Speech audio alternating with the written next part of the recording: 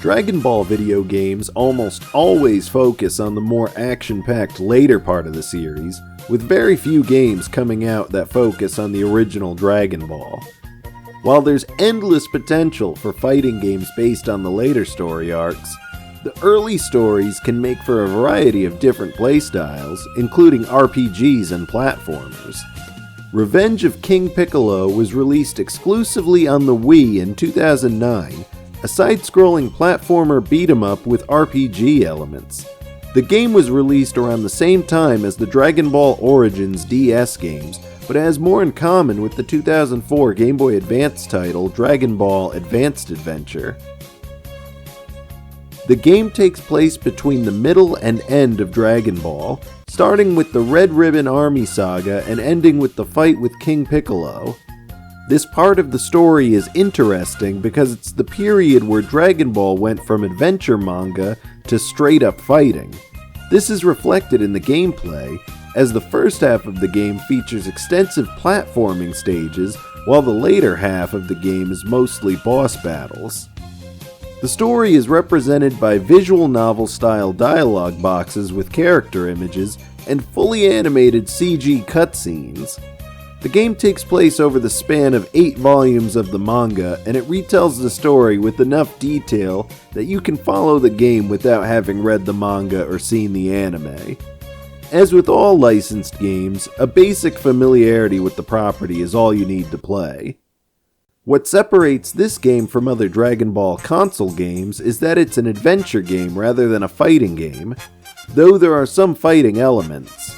The gameplay feels like a classic 90s side-scrolling platformer, with stages that switch between exploration with multiple paths and spots where waves of enemies will attack.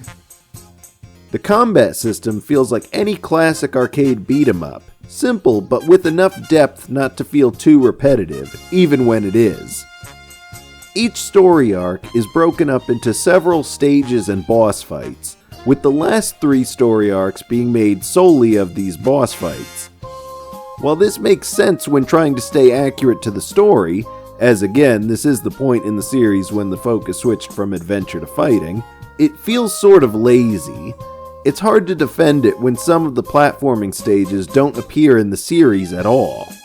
The battle system is enjoyable enough that the boss fights aren't a chore, and the World Tournament story arc acts as an introduction to the game's multiplayer mode. The bosses are challenging enough that they make up for the lack of platforming stages. The World Tournament mode, however, is a bit odd as the time limit seems to work against the slower pace of this game's fights. While it's cool to be able to play with your friends and use characters other than Goku, you'll find that there's not enough time to build up the special gauge. The rounds timed out for me more often than I knocked out my opponents. Unlocking characters for the World Tournament mode means finding all the collectibles in the platforming stages, as well as clearing levels with S ranks. The game's on the short side. I was able to beat it in around 7 hours, and it can be completed 100% in 16 hours. It's not a particularly challenging game, but it is a lot of fun, and it's a breath of fresh air in a franchise that's known primarily for fighting games. Dragon Ball Revenge of King Piccolo is a great game that I would say is among the best Wii games. I would love to see Bandai Namco remaster this game in HD.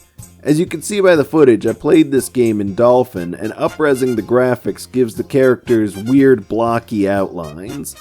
Ignoring that, this game looks absolutely gorgeous, and would look even better with a slight HD makeover. Thanks for watching. If you enjoyed this video, please like and subscribe and hit the bell icon to be notified of future videos. If you really like us, subscribe to our Patreon to catch all our future videos first. Peace out!